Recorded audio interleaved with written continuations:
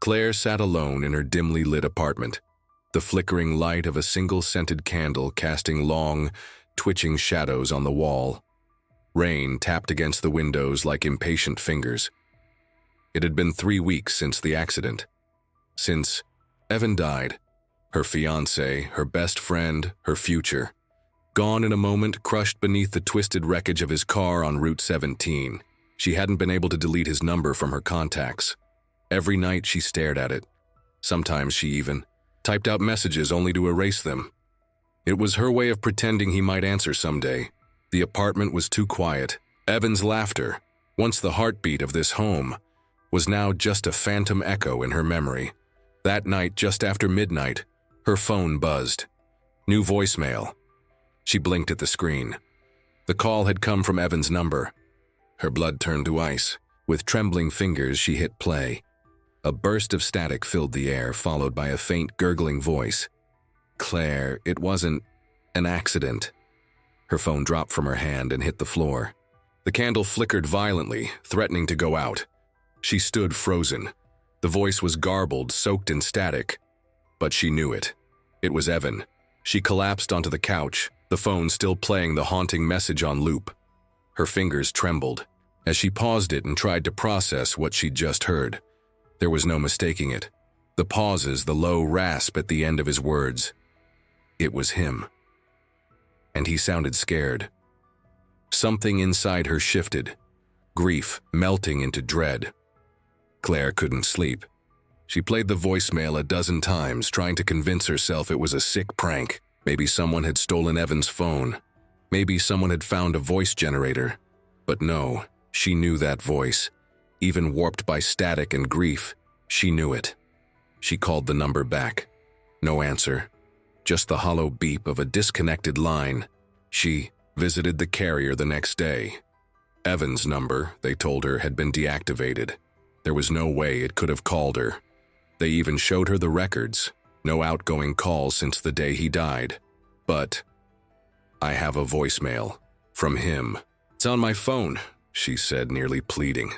The woman at the counter gave her a pitying look. Sometimes grief makes us see or hear things that aren't there. Claire left feeling like she was losing her mind. But that night the phone buzzed again. New voicemail. This time the voice was clearer. Claire, someone cut the brakes. It was not an accident. Please find the red box in the attic. There was no attic in her apartment. But there had been one in Evan's parents' house. She packed a bag. Her hands trembled as she zipped it shut. Evan's childhood home was empty, shuttered since his parents moved to Florida. She still had a key. The air inside smelled like dust and old books. The house was silent. Each step up the attic ladder groaned beneath her. The air grew musty, dense with forgotten memories. It took her hours of rummaging through dusty boxes and cobwebs, but she found it. A small red lockbox tucked beneath old winter coats. She stared at it for a moment before opening it. Inside were photos, receipts, newspaper clippings, and a USB. The photos showed Evan with a man she didn't recognize. The newspaper clippings were about a man named Robert Kane, CEO of a medical tech company Evan had once interned for. The most recent article mentioned Kane's involvement in an embezzlement scandal. She inserted the USB into her laptop. It contained files, emails, spreadsheets, voice memos. Evidence. Evan had uncovered something. He had been gathering proof. Emails detailing illegal drug trials, expense reports tied to bribes, recordings of conversations, and someone had killed him for it. A loud knock echoed through the house, shattering the silence. Claire froze. Someone was downstairs. She grabbed the red box and fled out the back.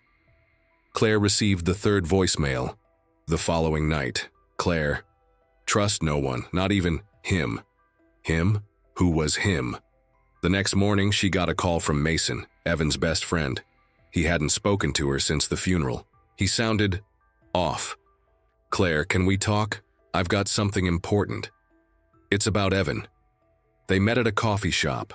Mason looked thinner, paler. He wouldn't stop checking the windows. I think someone's watching me, he whispered. Before he died, Evan told me he was working on something big. He thought someone was following him. He asked me to keep some documents safe. If something happened, I should give them to you. He handed her an envelope.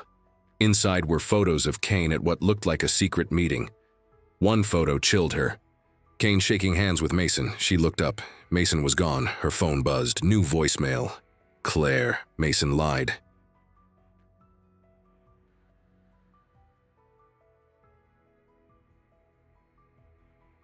Claire didn't know who to trust.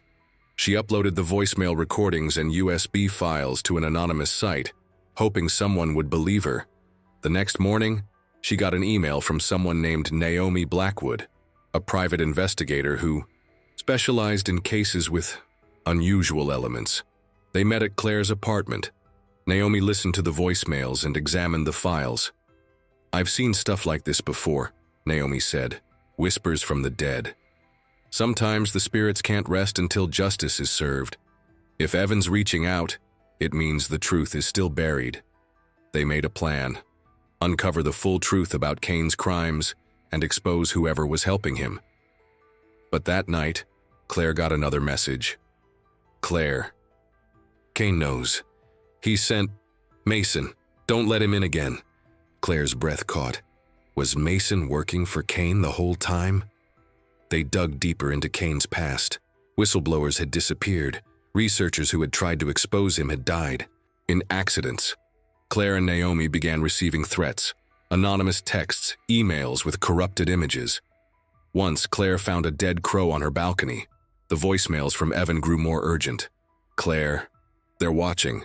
Naomi in danger." That night, someone tried to break into Naomi's office. They had to move quickly. Naomi traced the photos to a private estate owned by Kane. They decided to break in. What they found was a hidden room, computers, recordings, files on dozens of people including Evan. He had discovered Kane's plan to sell experimental drugs that caused severe side effects. Evan had collected evidence and tried to leak it anonymously. That's when Kane found out. Claire took photos of everything: names, numbers, accounts. Offshore. Enough to ruin him. And then the lights went out. They ran. Someone was inside. Naomi was knocked out cold. Claire barely escaped through the woods, heart pounding, branches clawing at her skin. She hid in an old shed for hours. At dawn, she emerged and called the police anonymously. She returned to find Naomi missing. Blood on the floor, a message written in red on the wall: "Stop digging." Claire went into hiding. She leaked everything. The audio files, the USB contents, the photos, the estate evidence. It went viral overnight. News outlets picked it up. Kane was arrested, but Mason was never found. Neither was Naomi. That night, her phone buzzed one last time. New voicemail. "Claire, I love you always. Don't let them bury the truth, please. End this. For me." Tears streaming down her face, Claire whispered, "I will." It's been a year. Claire still gets voicemails, but not from Evan. Just silence. As if the line is still open, Naomi was declared missing. Claire started a non-profit in Evan's name, exposing corporate crimes. She's been contacted by whistleblowers, victims, even journalists. One night her phone rang. No number. She answered. A familiar voice whispered, "Thank you." Then silence. She smiled through her tears, whispering back, "I love you too." And this time she knew it was goodbye.